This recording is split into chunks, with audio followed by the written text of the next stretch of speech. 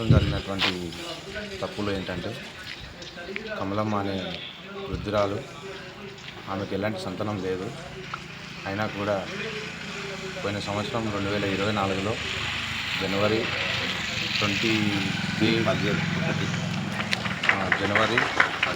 17వ తారీఖున చనిపోయడం జరిగింది. అప్పుడు చనిపోయినప్పుడు కూడా మేము చాలాసార్లు డెత్ సర్టిఫికేట్ ఇవ్వద్దని కూడా పలుమార్లు చెప్పడం జరిగింది. సెక్రటరీ గారికి, ఎంఆర్ఓ గారికి కూడా వినియోగించుకున్నాం. అయినా కూడా వాళ్ళు మితిమీరి చెప్పకుండా, మాకు ఎలాంటి సమాచారం లేకుండా ఆ యొక్క భూమిని సర్వే నెంబర్ 6/17 ఎకరం 4 గుంటలు ఆ యొక్క భూమిని అగ్రవర్ణ రెడ్డి కులానికి చెందిన నవమి గ్రామానికి చెందిన ప్రశాంత్ రెడ్డి తండ్రి పాపిరెడ్డి ఎలాంటి సమాచారం లేకుండా ఆ యొక్క భూమిని రిజిస్ట్రేషన్ చేసుకోవడం జరిగింది. చాలాసార్లు మేము ఎంఆర్ఓ గారు కానీ, ఆర్డీఓ గారు కానీ, కలెక్టర్ గారు కానీ చెప్పడం జరిగింది. ఇప్పటివరకు ఎవరు స్పందించలేరు. దీనిపైన మేము ఏమంటున్నామంటే, ఊర్లో నిరుపేదలు చాలామంది ఉన్నారు. ఇండ్లు లేని ఇందిరమ్మ ఇండ్ల కోసం చాలామంది అప్లై చేసుకున్నారు. వాళ్ళకు స్థలాలు లేవు. వాళ్ళకి కేటాయించి ఈ యొక్క భూమిని గవర్నమెంట్ ఆ స్వాధీనంలోకి తీసుకొని, లేదంటే ఊర్లో దేవాలయాలు కూడా ఉన్నాయి, వాటికన్నా చేయొచ్చు. ఏదైనా ఊరికి డెవలప్మెంట్గా పనికి వస్తుంది. అన్నీ ఉన్న వాళ్ళకి ఇస్తే నిరుపేదలు ఎటుపోవాలి అన్న దానిపైన మేము ప్రశ్నిస్తున్నాం. దీనిపైన సపరేట్గా ప్రైవేట్ కోర్టులో కూడా కేసేస్తాం. ఏడికైనా రెడీ. బషీరాబాద్ మండలం నవాంగి గ్రామంలో సర్వే నంబర్ 6/17 1 ఎకరం 4 గుంటలకు కమలమ్మ భర్త యాదయ్య పట్టేదారుగా ఉండి గత సంవత్సరం జనవరి 17/1/2024 మరణించడం జరిగినది. ఇందుకు 2014 లోపల మరణ ధృవీకరణ పత్రము తప్పు సృష్టించి అగ్రకులాల వారికి చెందినటువంటి ప్రశాంత్ రెడ్డి తండ్రి పాపిరెడ్డి పేరు మీద స్థానిక గత సంవత్సరంలో ఉన్నటువంటి ఎంఆర్ఓ గిరిదావారు ఎలాంటి పంచనామా విలేజ్ లోపల ఎలాంటి పంచనామా రిపోర్టు చేయకుండా వారి పేరు మీద అగ్రకులాల వరకు పట్ట చేయడమైనది. ఇందుకు నేను ఎంఆర్ఓ గారిని కూడా సందర్శించిన దరఖాస్తు కూడా చేయడం జరిగింది. ఇది విరుద్ధము, ఇది చేయరాదు. ఈ ప్రభుత్వ సీలింగ్ భూమి లేని నిరుపేదలకు ఇవ్వాలి. ప్రభుత్వం స్వాధీనం చేసుకొని భూమి లేని నిరుపేదలకు ఇవ్వాలని కోరడం జరిగింది. అందుకు ఆయన ఎలాంటి చర్యలు చేయకుండా ఊళ్ళకి వచ్చి క్యాన్సల్ చేస్తున్నామంటని చెప్పి గ్రామ లోపల 2-3 సాక్షుల సంతకాలు కూడా తీసుకోపోవడం జరిగింది.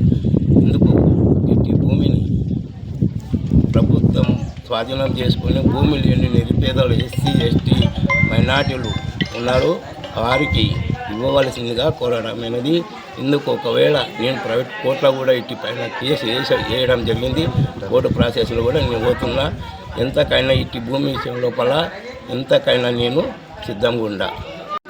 మేము ఇక్కడ గ్రామవాసులం కాబట్టి ఇప్పటికీ మాకు తెలిసిన అమ్మ అది అకస్మాత్తుగా అమ్మ రాత్రిపూట చనిపోయినందుకు ఉదయం ఇక్కడ హోటల్లో పనిచేసే పిల్లలు ఎందుకేమో ముసలిది ఈరోజు బయటకు వస్తుండే ఈరోజు రాకొచ్చింది, జర రాండి అని మాకు పిలిస్తే, ఇక మేము మా గల్లీ లోపల జర పెద్ద మనుషులు లేకుంటాం కాబట్టి తోలుకొచ్చిన తర్వాత మేము కూడా ఇక మనం ఇచ్చేయరాదు అన్నట్టు మళ్ళీ పిఎస్కి పోయి అక్కడికి వెళ్ళి జమదారుని తోలుకొని వచ్చిన వెంబడి వాళ్ళు పంచనామా చేసిండ్రు. లోపలంతా వాళ్ళ మొత్తం తెరిపించి లోపల ఏమున్నది ఏం లేదు, అమ్మ దగ్గర ఏమైనా డబ్బులు ఉన్నాయా ఏమున్నాయా అనేది మొత్తం వాళ్ళే ఇంకోటి చేసుకున్నారు. లోపల 450 రూపాయలు వెళ్ళినాయి అంతే వాళ్ళ ముందట. మరి కదా ఆమెకు కొడుకు మట్టి చేయడానికి దానికి రావాలి అంత్యక్రియలు. అయితే ఆమెకు అంత్యక్రియలు చేయాలంటే ఇక మేము మళ్ళీ పిఎస్కి పోయినాము. ఇక గ్రామ పరంగా ఇక మేము ఇక్కడ చందాలు వేసుకొని అంత్యక్రియలు చేస్తాం సార్, మాకు దాని గురించి మీరు పర్మిషన్ ఇస్తే గ్రామ పరంగా మేము దానికి ఇది చేస్తామంటే, సరే ఇక ఈ విధంగా ఇదైంది ఉన్నది కదా, సరే చేసుకోండి అని మాకు పిఎస్లో కూడా ఒక లెటర్ రాసుకున్నారు. రాసుకున్న తర్వాత మేము ఒక 3-4 అక్కడ సంతకాలు పెట్టిన తర్వాత ఇక అంత్యక్రియల గురించి ఇక మేము మళ్ళీ ఇక్కడ సెక్రటరీకి అప్పుడు సర్పంచ్ ఉండే మాజీ సర్పంచ్తో కూడా చెప్పించి ఇక్కడ మన గ్రామ పంచాయతీ కార్మికులతో అందరికీ జర ఇచ్చేయండి, మాకు ఇక్కడ ట్రాక్టర్తో తీసుకెళ్ళి అంత్యక్రియలు చేస్తామని చెప్పినాము. తీసుకుపోయి వాళ్ళతోనే మేము అంత్యక్రియలు చేసినాము. అంత్యక్రియలు అంతవరకు మేమే ఉండి మొత్తం కార్యక్రమం చేసినాం. అది కమలమ్మ మాత్రము మేము చిన్నగా ఉన్నప్పటి సంది చూసినాం. అంతకుముందు ఎప్పటి సంది ఉన్నదో భర్త ఆమె ఇద్దరు ఉంటుండ్రి. భర్త మధ్యలో ఒక 10 సంవత్సరాల క్రితం ఆయన కాలమైపోయిండు.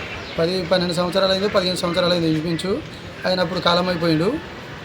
తర్వాత ఈ అమ్మ ఒకతే ఉండే, ఆయమ్మనే చేసుకొని బతుకుతుండే. ఊడ్చుకుంటూ ఉండి ఆడ అటెండర్ లేక ఊడ్చుకుంటూ ఉండి ఆమె పుట్ట ఎలగొట్టుకుంటుండే, ఇంత పింఛన్ వస్తుండే, దాని మీదనే బతుకుతుండే. ఒక ఎకరా భూమి ఉన్నదానికి ఇంత సంవత్సరానికి ఎంతో కొంత అన్నట్టు ఆయమ్మ బటాయి కన్నా ఇస్తుండే, సరిసగం పాలకు లేకపోతే కౌలు కన్నా ఇచ్చేసి ఆ ఉన్న డబ్బులతోనే ఆమె బతుకుతెరువు చేస్తుండే. ఆమె చనిపోయింది 2024 జనవరి నెలలో. 2014లో చనిపోయిందని అంటారు. అదే అబద్ధం, అది అదైతే అబద్ధం. అయితే కమలమ్మ నివసిస్తున్నది ఇదే ఇల్లు. ఇదే ఇల్లు 2024 జనవరి 17 తారీఖు ఆ రోజు ఆమెకు అంత్యక్రియలు చేసిందే మేము. 2014 మరి అధికారులు 2014 అని డెత్ సర్టిఫికేట్ ఇష్యూ చేశారు. అది అబద్ధం అది.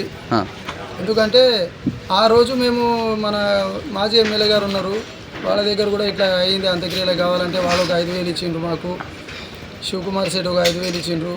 ఇక్కడ జిరాక్స్ సెంటర్ శంకర్ ఉండే ఆయన ఒక 500 ఇచ్చిండు. మదిన సుభాష్ అని పెద్ద మనిషి ఆయన ఒక 500 ఇచ్చిండు. ఇక నేను నా చేతితో ఒక 2,300 200 నేను వేసి ఆ అంత్యక్రియలు చేసినాం. చరిత్ర సృష్టించినోడు ఇప్పుడు ఆ చరిత్రని తిరగరాయబోతున్నాడు. అబద్ధాల గోడల్ని బద్దలు కొట్టి నిజాలను రాగా మీ ముందుంచబోతున్నాడు. నిజమైన వార్తల కోసం వెంటనే డౌన్లోడ్ చేసుకోండి రా యాప్ని.